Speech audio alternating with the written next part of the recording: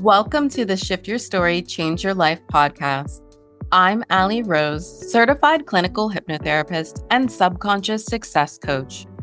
I help my clients stop self-sabotage and feel safe to create more wealth, worth, and wellness from within. If you find yourself stuck repeating the same unhelpful patterns in your life, health, business, or relationships, even after all the mindset work, this podcast is for you. Each week, you'll hear deep dives into the hidden beliefs shaping your life and live hypno coaching sessions where someone shifts a block in real time. Because willpower isn't the problem, your subconscious story is. And when you shift it at the root, everything else begins to change. So let's dive in. Hello. Welcome back to the Shift Your Story, Change Your Life podcast. If you're listening to this episode when it drops, we're still very much in that time of year when people are setting intentions, making plans, and promising themselves that this is the year that they'll finally follow through. And today we're going to talk about something that almost everyone deals with at some point, but very few people actually understand. Why we don't follow through and why consistency feels so hard, even when we really want the outcome. So many people come into this time of year thinking, I just need more discipline, or I'll just try harder this year. And then when it doesn't stick, they end up blaming themselves, feeling frustrated, or deciding they're just not the kind of person who can stay consistent. What I want to offer you in this episode is a very different lens. Because if you don't understand the subconscious reasons behind inconsistency, you'll keep restarting over and over again, wondering why the same patterns keep showing up no matter how motivated you are. And as I said in previous episodes, I really want something different for you. I want you to stop seeing inconsistency as a personal failure and start understanding what it's actually been doing for you. But as always, before we dive into this conversation, Safiya, I'm so happy to be back with you. And I know that the listeners always love hearing your voice. So I'm glad we get to explore this topic together today. How are you doing? How are you feeling about this conversation? I am feeling great. And one of the reasons I'm feeling great is because I feel like I've been on both sides of this equation.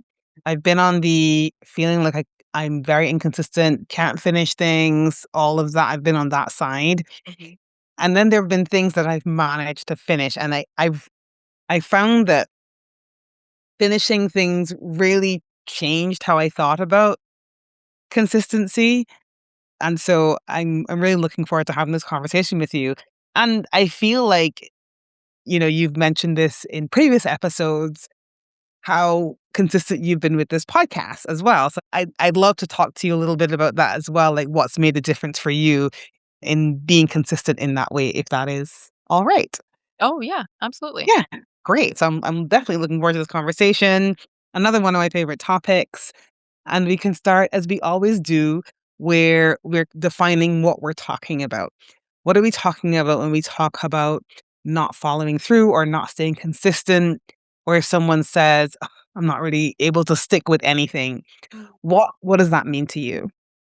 Yeah, so part of my job is obviously being a very good listener. And so I'm not just listening to what people are saying, I'm listening to what is underneath the surface of their words. And so when I hear someone say, I can never be consistent or I never follow through on things, what I often hear is very clearly there's frustration, but I also hear a lot of self blame, a sense of shame. And I think most importantly, it's a lack of trust in themselves Mm, because most people don't mean I don't try. They mean I try and I keep ending up in the same place and I don't really understand why. And I think it's a pattern of starting with hope and ending with disappointment. And a lot of mhm, that comes back onto themselves in terms of self blame, shame, and then not being able to trust themselves because it creates a story about who they are. So instead of seeing inconsistency as information, they start seeing it as their identity. I'm mm, just someone who doesn't follow through. And that belief feels very heavy. That carries Mm. a lot of emotional weight, right? Yeah, and they start to see it as a sort of almost like a personal failure. Like I can't finish this thing or I can't follow through. There can often be even a grief, right? About how many times they've believed that this would be the time that it worked. And Mm. so there's all those feelings that are tied up in grief, right?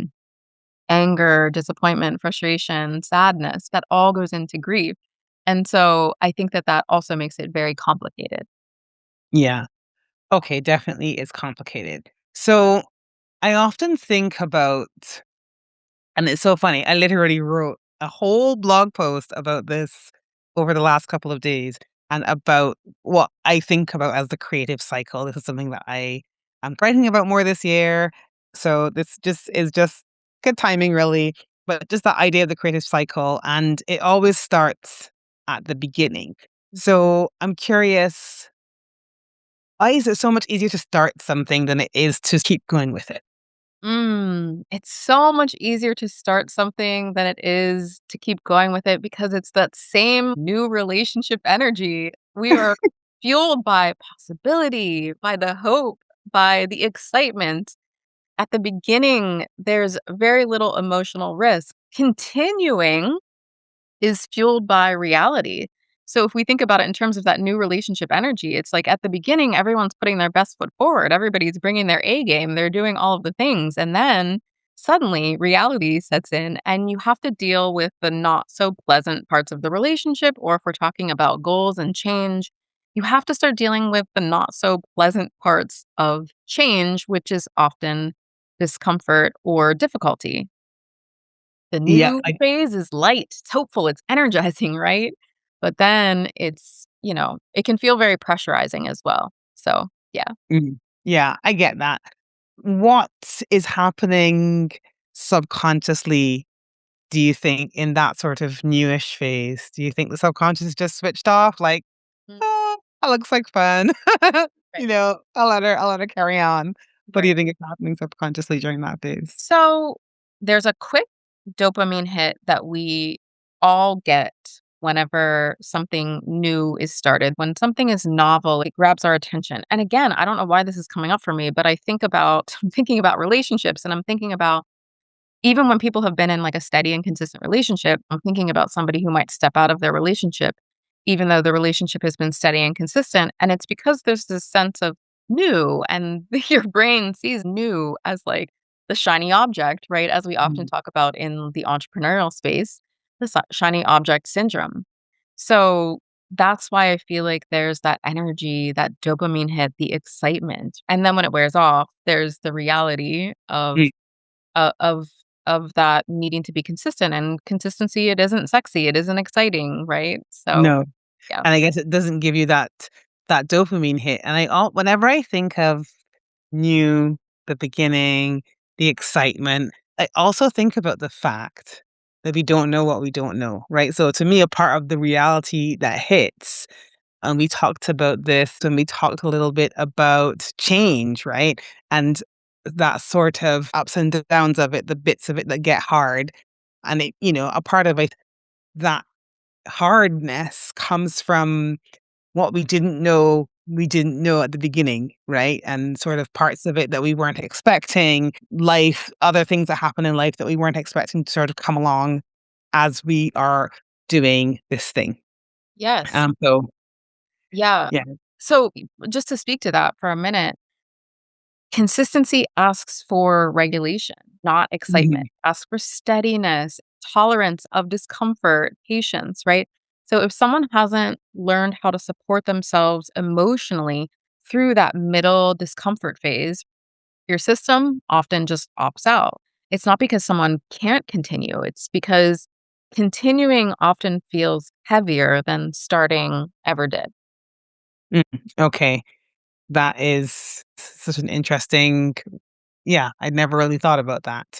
One of the first things you talked about was when people feel like they are not able to be consistent or they're not able to follow through, it becomes a part of their identity.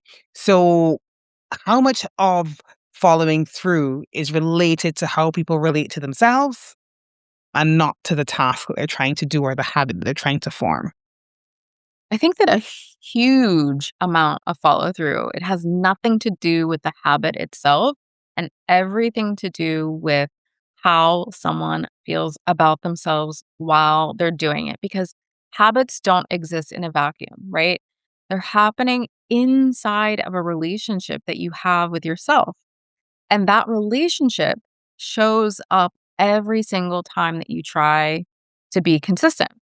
So, for example, two people can have the same exact goal.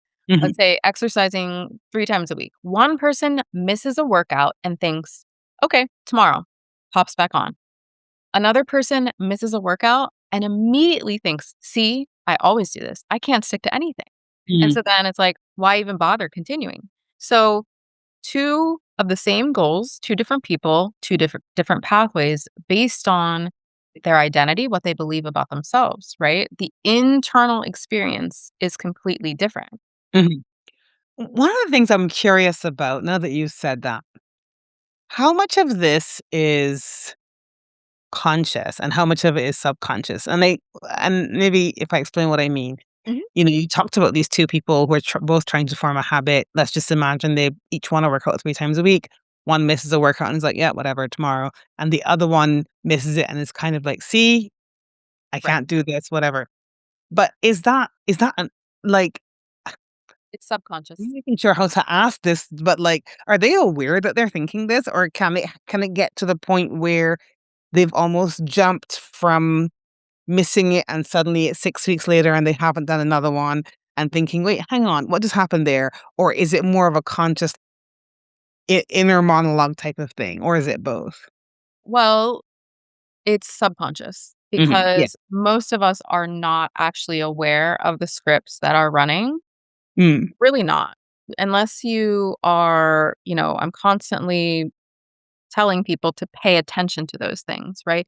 But unless somebody is really telling you to pay attention to those things, or, some people are because they're in the space where they're wanting to shift and change those things. But a lot of those thoughts aren't even ours. It's the subconscious mm, blueprint. Sometimes it can be our parents, the people we grew up with, the things that they told us about who we are, and it's literally like it's grocery store music. It's just on in the mm, background while you're consciously going about everything else that you're doing, right? So much of it is driven by these subconscious thought patterns that we think over and over and over again about ourselves. And that's really the thing. It's like you can interchange whatever habit it is or and the subconscious, grocery store music that's playing in our mhm. minds, you'll see that it impacts all these different areas. So whether the habit's easy or hard or this, that, and the other, if you fall off and your wiring is to think, well, that makes sense. I'm just not the person who does these things. It just is a part of your patterning and you often don't even realize it. Ah, okay.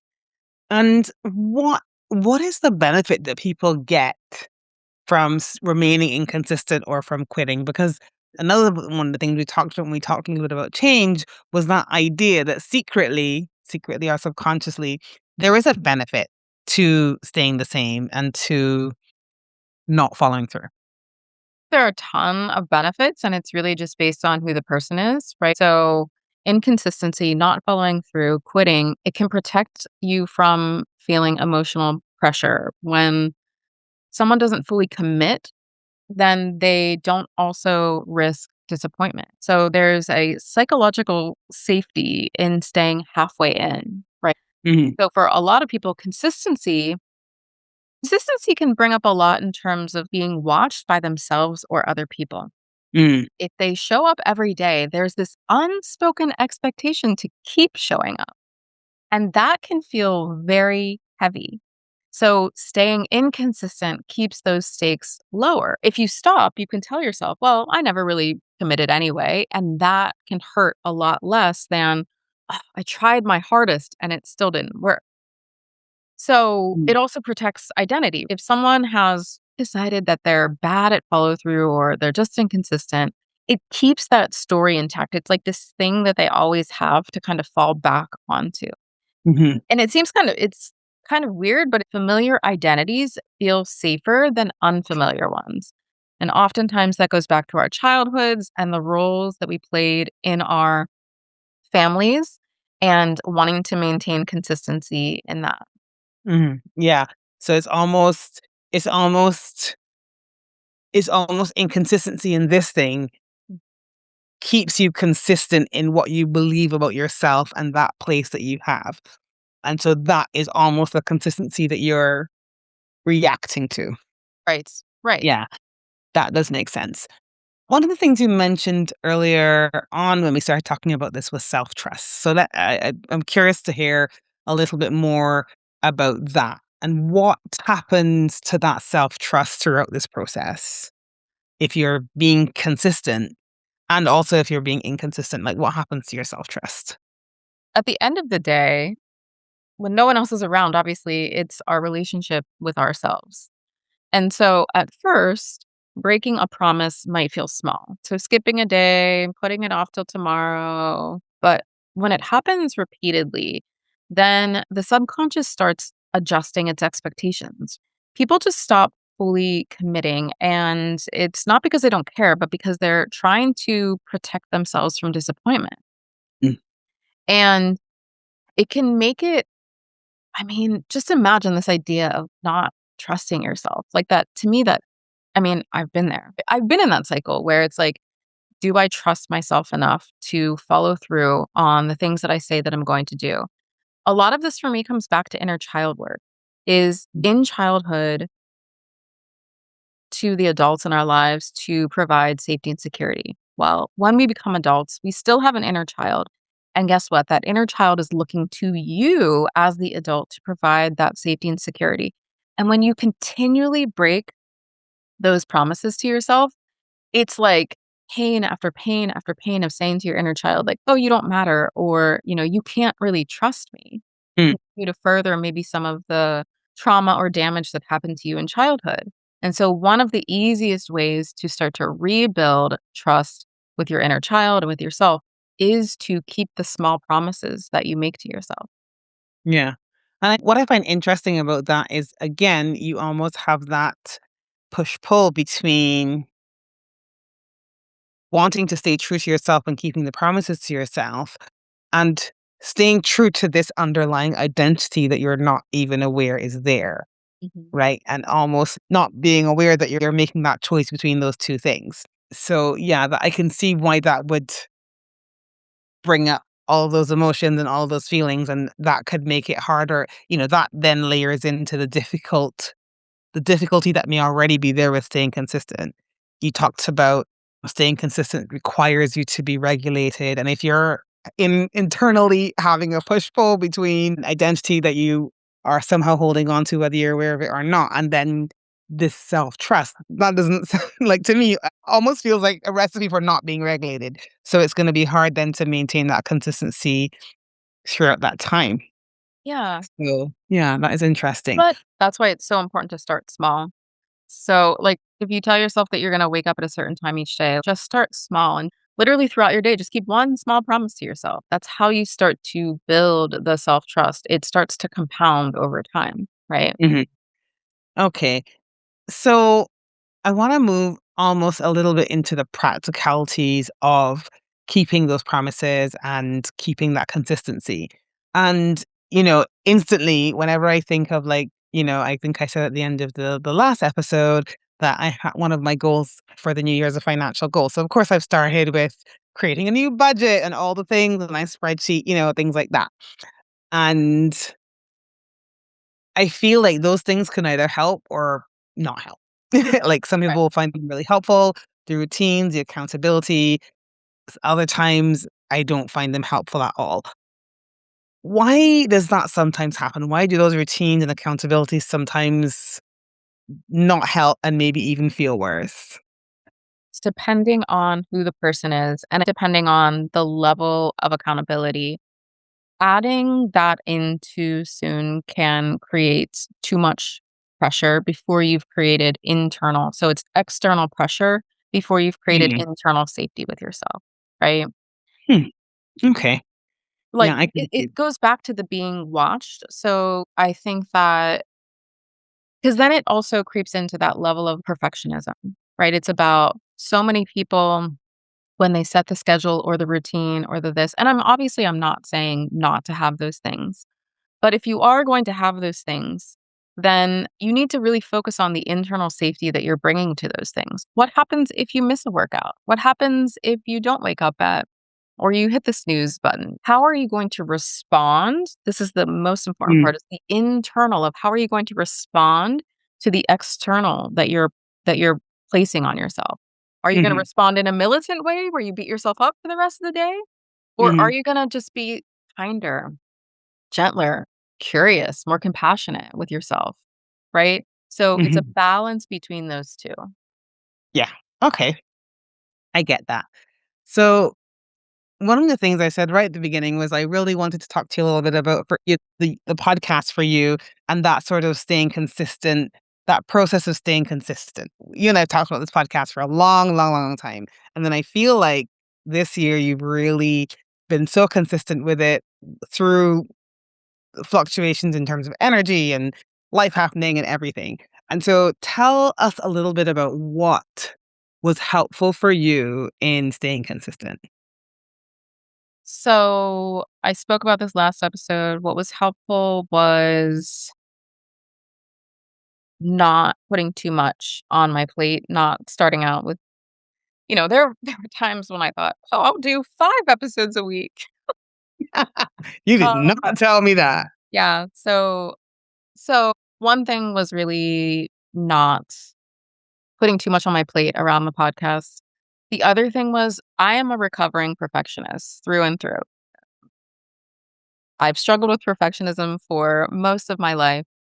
And I think because of a lot of the subconscious work that I've done on myself, that I have mostly released the shackles of perfectionism. And so a lot of the reason why I was able to stay consistent was because I wasn't expecting perfection from myself every single time. I wasn't expecting perfection, especially at the beginning. I mean, I'm not expecting perfection at all because perfection isn't even a real thing, but Mm, like, letting it be enough, letting it be good enough to get an episode out there and, like, making it listenable so that people's ears weren't hurting, but that maybe there was a blip or that or something and just being okay with it. I think a lot of that I had to really rewire a lot of my self-talk around it.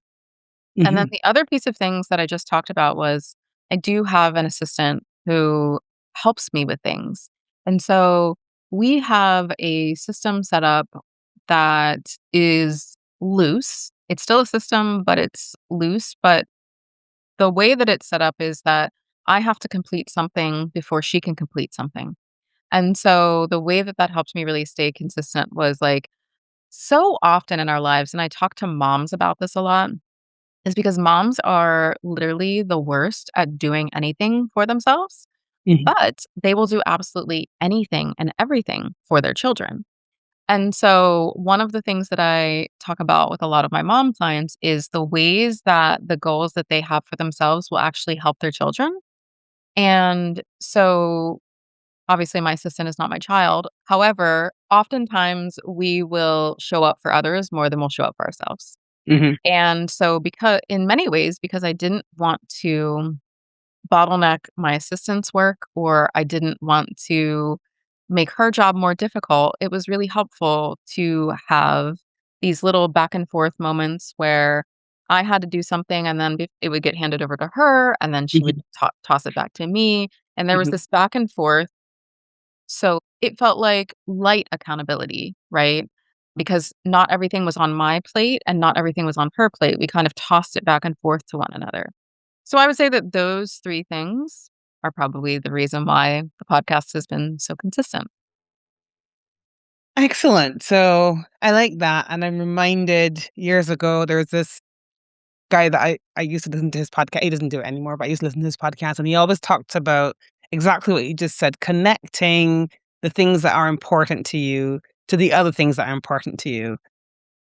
So you gave the example of a mom connecting how their goals will actually make life better for their children.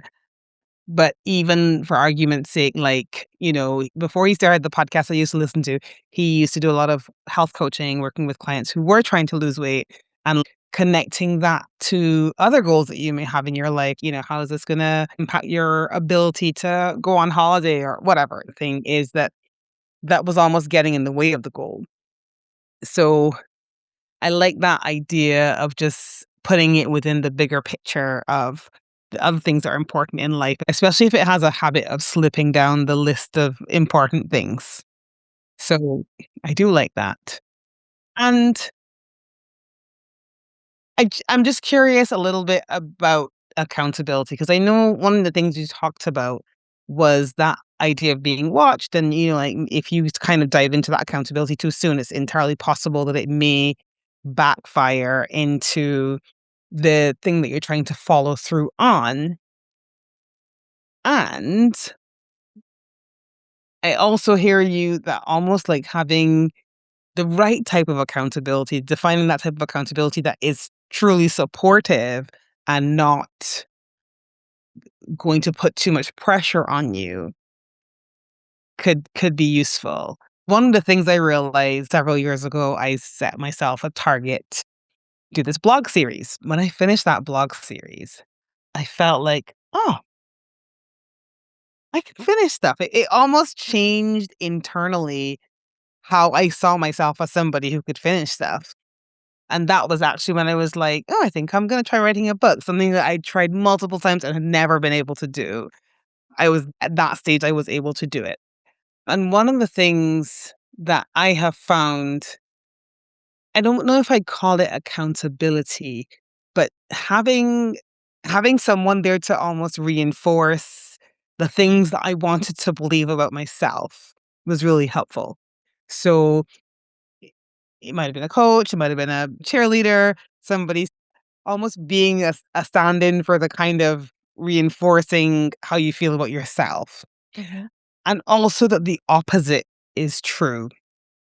And if I was around people who were negative about a goal or negative about the point of doing something, it would also impact me negatively. So I'm just curious how the external noise, external people, support or lack of support, how does that play into that subconscious drive that we have when we are trying to be consistent with something?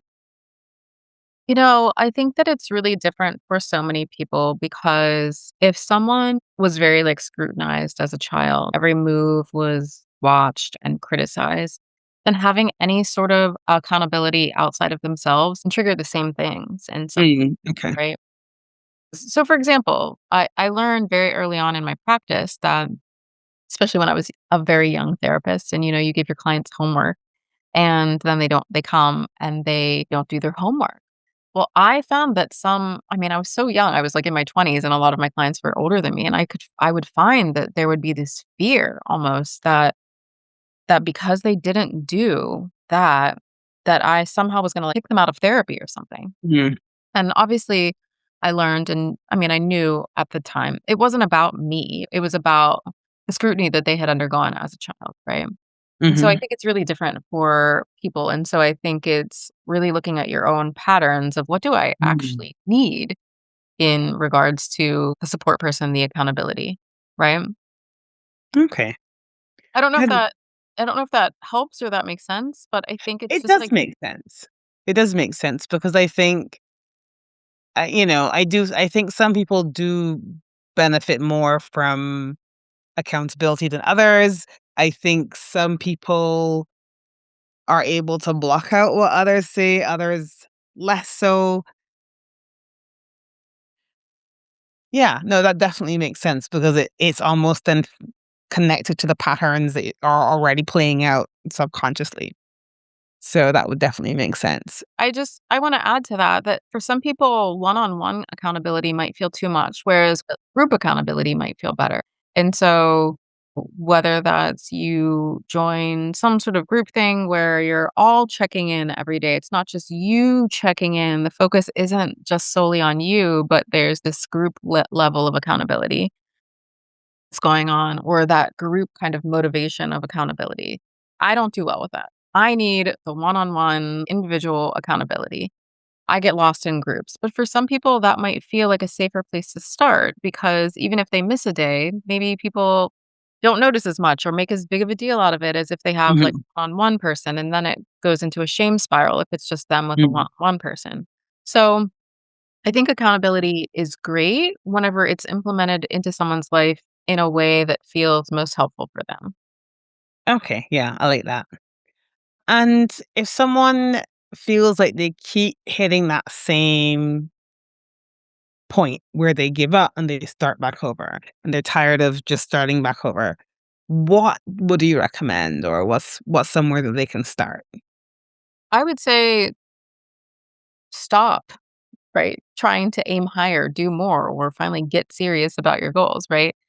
I would say, honestly, I think releasing the pressure on yourself, right? Because that pressure is often the thing that causes someone to stop in the first place, feeling some sort of pressure. And so, a better starting point is to just scale way down. I've said this over and over again. It doesn't have to begin with doing something monumental, it needs to begin with doing something that your brain believes, something that your nervous system doesn't fight against.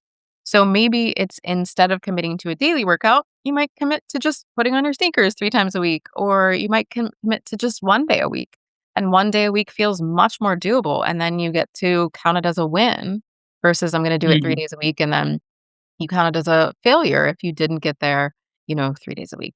So it sounds sometimes like almost too small, but that's actually the point because Mhm. each promise that you keep to yourself, it sends a message to your subconscious, which is, I can trust myself again. It's not to never miss a day. The goal is to make returning to the habit, to the goal, feel possible without shaming yourself. When someone starts there, something subtle starts to shift within them. Consistency stops feeling like something they have to prove or this pressure, and it starts to feel like something that they're allowed to build and grow within themselves. And Mhm. from that place, what I have found is that the momentum to continue on, it just grows naturally. Mhm. And there's just one more thing that I want to talk about before we close up, which is rewards along the way. It's not about waiting until the very end goal is reached. So let's say that you're doing a I don't know, this is just the first thing that comes to my mind. You're doing some sort of 30-day challenge around getting your steps in or something like that. Don't wait until you've hit day 30. Celebrate your progress along the way. Make little milestones along the way that celebrate the person that you are becoming. I think that that can help as well. Great. I love that. Rewards. Good times. Well, my hope is that this episode helped you look at consistency in a completely new way, not as something that you're bad at, not as proof that you lack discipline, but as something that is deeply connected to self trust, emotional safety, and how your nervous system has learned to protect you. So, if you've been stuck in a cycle of starting over, making promises to yourself, and then feeling disappointed when it doesn't last, I really want you to hear this. There's absolutely nothing wrong with you. There is information to be gleaned there. As I always say, be kind, curious, and compassionate with yourself. And when you start working with that information instead of fighting it, things can change in much more sustainable ways. So if you're listening to this and realizing, wow, this explains a lot, and you want support in breaking those patterns instead of repeating them, I would absolutely love to connect with you. You can head to shiftyourstorypodcast.com and schedule a connection call. We can talk about what's been coming up for you, what you've tried, and what support could actually look like for you moving forward. So, thank you so much for being here, for listening, and for being willing to look at yourself with a little bit more curiosity and compassion. We're sending you so much love and gratitude. Until next time. Bye. Bye. Thank you so much for joining us today for this episode of the Shift Your Story, Change Your Life podcast. If today's conversation sparked something in you, I'd love to hear about it. Feel free to send me a message on social media.